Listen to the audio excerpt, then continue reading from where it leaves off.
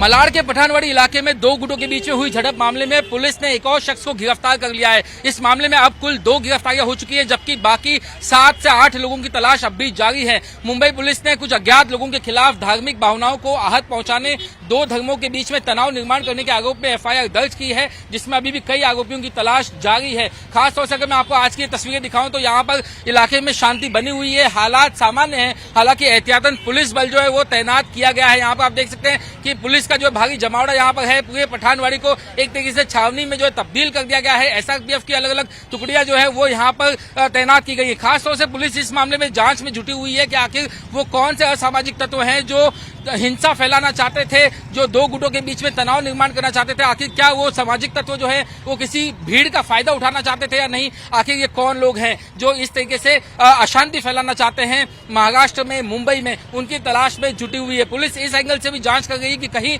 इस पूरे मामले में मॉब लिंचिंग की साजिश तो नहीं रची गई थी। जी हाँ, पुलिस इस मामले से जांच कर रही है कि अगर पुलिस वक्त पर नहीं पहुंचती तो क्या जो पीड़ित हैं, जिन पर हमला किया गया, जिनकी पिटाई की गई, कहीं ये भीड़ के आड़ में कुछ असामाजिक तत्व उनकी मॉब लिंचिंग करने के प्रयास में तो नहीं थे? क्या ये किसी बड़ी साजिश का हिस्सा तो नहीं था जिससे वक्त रहते पुलिस ने टाल दिया? आखिर जो लोग गिरफ्तार किए गए हैं उनके मास्टरमाइंड कौन है, उनके आका कौन है, किन लोगों ने उन्हें ये पूरी साजिश का जो है ठेका दिया हुआ था या नहीं, ये तमाम वो एंगल है जिसकी जांच में फिलहाल पुलिस जुटी हुई है। इसके अलावा अब तक जो फरार आरोपी हैं उनकी तलाश में मुंबई पुलिस ने 9 अलग अलग टीमें बनाई हुई हैं, जिनमें से एक टीम जो है वो CCTV फुटेज खंगाल गई है, बाकी टीमें फील्ड पर जाकर के जो है वो मैन हंट कर गई है, कॉम्बिंग ऑपरेशन कर गई है। जो CCTV में तस्वीरें मिली हैं उनसे जो है आरोपियों की तलाश में जुटी हुई है। सवाल ये भी है कि क्या मुंबई में जय श्री राम कहना गलत है? आखिर जय श्री राम कहने पर जो है किसी को निशाना क्यों बनाया गया? और दूसरे वो कौन लोग हैं जो समाज में असामाजिक तत्व हैं, जो समाज में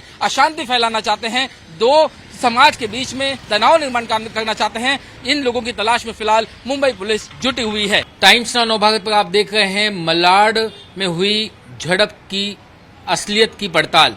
आखिर क्या कुछ हुआ रविवार के दिन, क्या है उसकी सच्चाई, क्या है हकीकत, ये जानने के लिए मेरे साथ इस वक्त राजकुमार चौबे और अंकित चौबे मौजूद हैं, जो इस पूरे मामले के पीड़ित हैं, जिनके ऊपर भीड़ ने हमला किया। उन्हीं की जुबानी आपको सुनाते हैं आखिर इस हिंसा की कहानी। चौबे जी, ये बताइए, कहाँ आप लोग जा रहे थे? क्या आप ऑटो में थे या बाइक पर थे? हम बाइक से थे और हमारे साथ को बच्चे थे जो 8 साल 9 साल 12 साल की उम्र थी।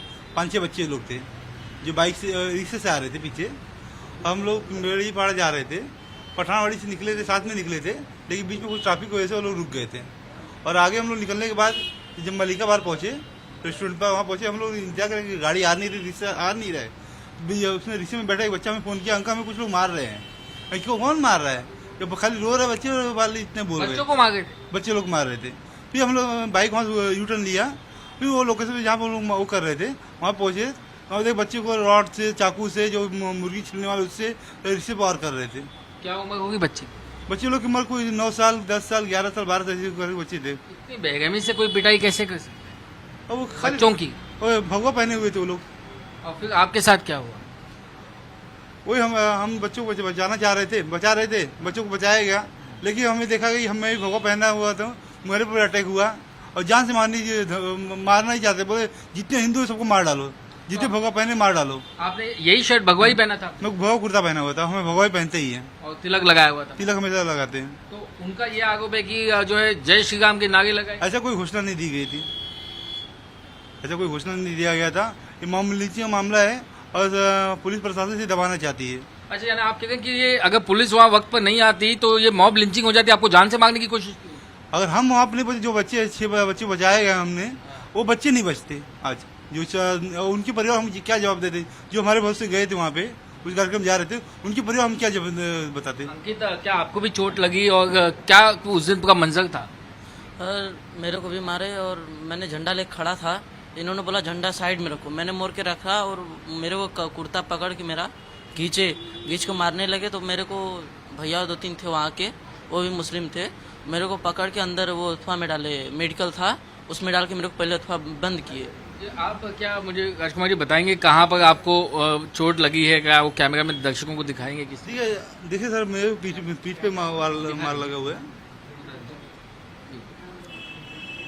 देखिए ये राजकुमार चौबे जी जो हैं दिखाएंगे किस बेरहमी से जो इन पर हमला किया गया और हमला जो है वो रविवार को किया गया है और आज 3 दिन के बावजूद जो है यहाँ पर देखिए जख्म के निशान देखिए कैसे हैं। ये किस चीज से मारा, क्योंकि लकड़ी से डंडे से तो इतनी जोरदार पड़ेगी, ये रॉड से मारा गया है, लोखंड की रॉड था उससे मारा गया है। तो रॉड कैसे आ गई वहाँ अचानक सड़कों पे? वहाँ पे उन लोग का धंधा ही फुटपाथ, वही सब धंधा ही वो लोग का है। पाइप का बना के रखे रहते हैं, जब जरूरत है निकाल के मारना शुरू कर देते हैं। तो ये तो एकदम जान से मारने की साजिश जान से मारने, जब उनका यही कहना था जितने हिंदू हैं उनको मार डालो, जितने भगवा पहले उनको मार डालो, उनका यही कहना था। और उस समय पहुंचे नहीं होते, शायद वो बच्चे नहीं होते।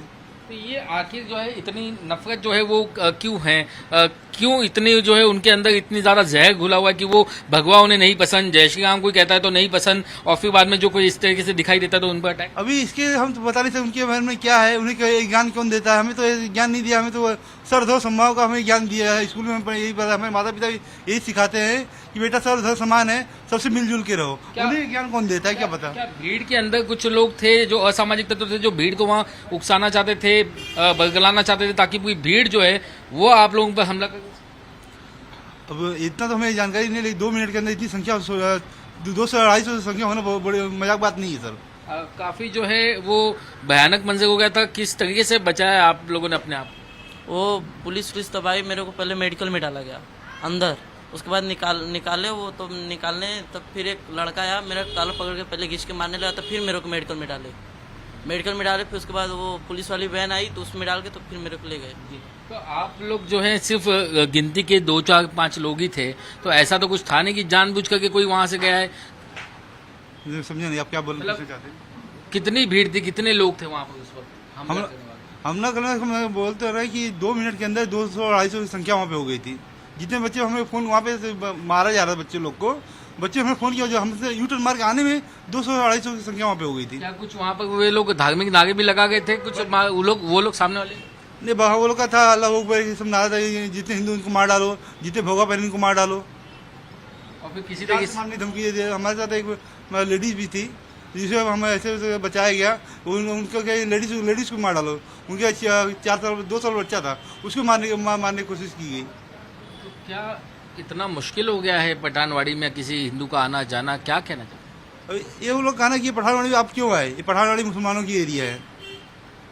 अभी बताइए, पठानवाड़ी मुसलमान एरिया, हिंदू कहाँ जाएंगे? ये पठानवाड़ी हिंदू कहाँ चले गए? इसी कारण से पठान हिंदू पलायन हो रहे हैं, मालौनी हिंदू पलायन हो रहे हैं, भाई खला हिंदू पलायन हो रहे हैं, मीरा रोड के हिंदू पलायन हो रहे हैं। ये सब कारण है, हिंदू को दबाया जा रहा है।